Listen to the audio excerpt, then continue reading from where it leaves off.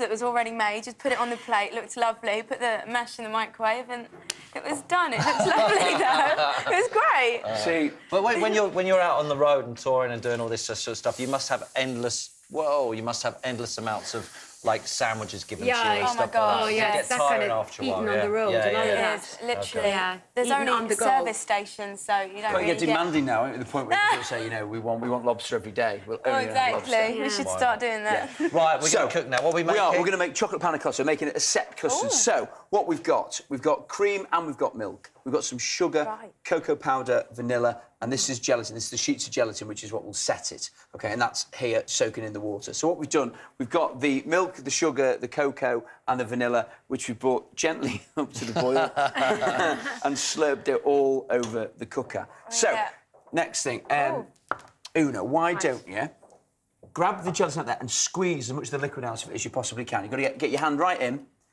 Like squeeze I've it. never seen that There's gelatin. before. So basically that will set it all. Right. OK? Then pop that straight into the What is liquid. It basically byproduct of cattle. So it's basically boiled cow, in effect.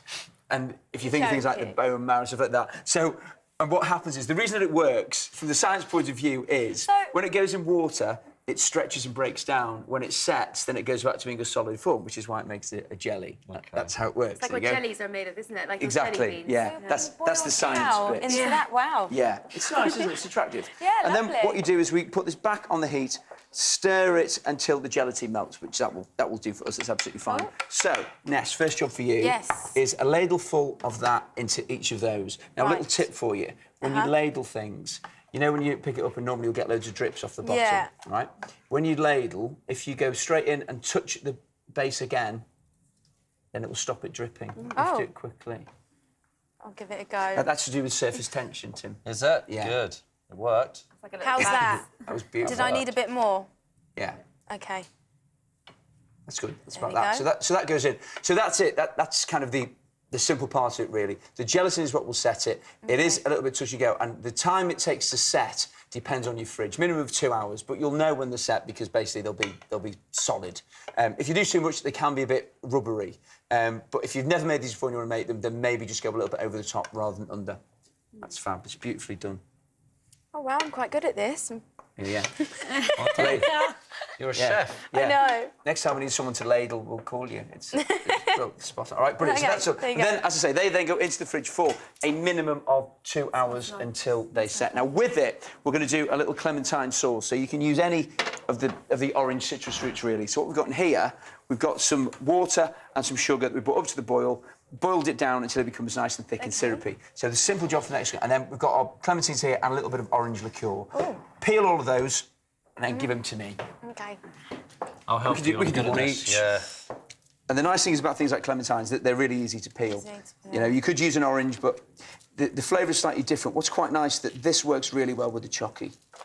OK? Yeah, chocolate orange. There we go. And all of those just go into our sauce. Thank you very much. Cheers. They all go in, and just let those cook out for 4 or 5 minutes, so you're just starting to break those down. Lovely. There you go. Beautiful. So, once they've cooked out for 2 or 3 minutes, you end up with this, so they're nice and soft.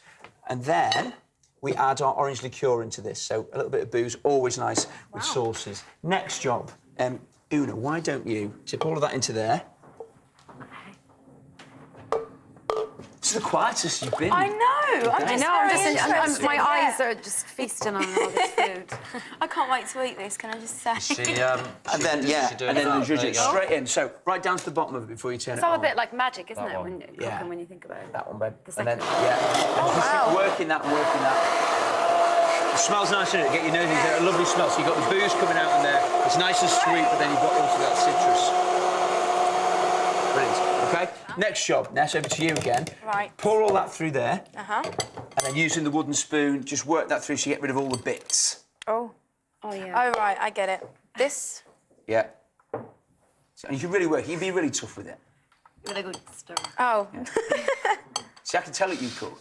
Yeah. You were just going to jump in there, weren't you? Yeah, needless to say. There's still bits that aren't crushed. Do they That's just all right, stay that's fine. there? That's why we're passing it. So basically, what you get on the bottom, you get all the flavour without any of the bits. So you get that really lovely, intense flavour, but without having any of the bits in it. Oops. That's good. Oh no, I'm not too good at this. That is good. It's absolutely fine. Fine. Because what you get, that just enough? to prove that you are, both have a little taste of the sauce, and then you can see Oh. how yummy that is. There we go. Get rid of that. So what you get, as I say, you get all of the citrus fruits, plus you get that little bit of booze. That's lovely. That's nice, Lovely. isn't it? Yeah. Okay. So what we end up with. This is what you're looking for. Okay, so all that we made before, they set like this. See, so they're not, like a cross between a blancmange and a jelly, basically, is what you get. So just loosen the sides of these, run a little knife around the edge, and then just to get rid of that last bit on the bottom, into some hot water, and that will soften the final bit of it. Okay. Now the thing with these is, it is real kind of hit and miss. You don't know whether they're going to be set, whether they're going to be a little bit soft. That's beautiful. And then all we do, invert that, oops, on the plate like that. lovely. That's beautiful. Come over. And then what we've got some little bits of the clementine that we've taken all of the pith from, so they're really beautiful, perfect flavour. Would you pass me the sauce, please, Una? Oh, this, yeah. Cheers, Dan. And then just a little bit of this, because it's quite an intense flavour, so you've got all of the lovely flavour Oh, of the gorgeous. chocky, plus we've then got the sauce. And then do we want cream as well, or do you think we've got enough? Let's go for it all. Cream. Let's have Yeah. the cream. A little bit of cream. I think cream as well. I think the guys are deserving some dessert, don't you think? Yes. After all this chucking yourself off Guys, in. mountains. Go for it. Come on, ladies, please try Oh, that. you've got to taste your own Una, cooking, yeah? Vanessa. All right. Ladies first. No, you can go first. It's Come okay. on, someone go first. Over with the We'll drop politeness. off there. I'm getting stuck in. There's no spoons left. Look at that, that looks delicious. Amanda. Amanda. Wow. That's fantastic. It's good, yeah? Is it good? So you get that orangeness, you get the sweetness of the chocky. What we Little used to bit of do when we booze. were racing, we used to that is slurp these amazing. straight up off the plate, all Yeah. in one, and just kind of in your mouth, like Animal House. It's quite a nice John Belushi. sensation as well, actually, when you do that. You use creatine instead of orange juice. Yes, exactly. That's good, I like that. Cover your food. So, Simon, what are we making for... We're doing our Welsh brekkie, so we're doing cockle cakes and lava bread. Cool. Lava bread. Off you've got. That's the answer is 1979, so congratulations if you guessed it right. Saturdays, you were only 17 years out. Never mind. I want to try that. Simon, what are we...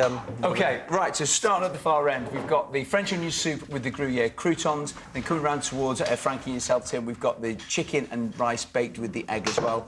Then we've got the chocolate panna cotta, and in front of Ed, we've got the beautiful Welsh breakfast with the lava bread and the cockle cakes. Try it, Ed. Have a go. See what you think. I've got some emails which have come in. Lauren Hill says to the Saturdays, how long do you practice each day? Is it like that? Is that it the like... Lauren Hill? Possibly. Fuji's aren't doing anything anymore. All the time. And I really notice that we're in lifts, especially. Like, if anyone's sharing a lift with a singer, we're so obviously singers. We just sing all the time. But when you're doing a tour, you obviously have to sing and you have to dance. You have to, it's all choreographed. How long does that take to learn to do a tour? You do like intense training, like a boot camp, fitness, everything. Yeah. You do a boot camp, fitness camp. Yeah. Excellent. Can I come and coach you? Fancy it? Here's your tough. Claire said this is for you, Ed and Graham. How does the cameraman on high altitude get such good shots? Are they hanging on ropes? I always think that when you're hurtling down hills, you're doing something. There's obviously the cameramen have to do it as well. Yeah. They a lot of the time they are roped. When Ed fell off that cliff, the cameraman was roped as well. And what they did was they dug a dead man anchor, which is you bury a pair of skis, you attach a rope to that, and then you fill it in. And they both went down, rode to the edge of the cliff. And if they'd both fallen, then they would have both been hanging off the cliff. It was one of the big things for me when I first started doing Ski Sunday 3 years ago. The fact that Graham's entirely hands-on and all of the camera mount stuff, all of the board mount, all of the small cameras, he's kind of We developed. shoot a lot of it ourselves with And mini then- cams and... Oh, right, We've okay. moved with, we've got 2 cameramen who we work with most of the time, and they're proper, like, they have all of these little gadget suckers, like angles, fisheyes, and you can play, we all play with all of the stuff, so it's quite a sort of hands-on approach for everyone. You have got... Everyone must work on our show. even the guests. You have got a great job. Sadly, that's the end of today's show. Thanks this week. Thanks to the Saturdays. Thanks for coming in, guys. Thank you. And thanks to Graham and Ed for joining us. Make sure you watch their show tonight at 11 o'clock. Next week, we'll be joined by Jenny Falconer and actor Paddy Considine. Enjoy your Saturday. See you later. Bye-bye.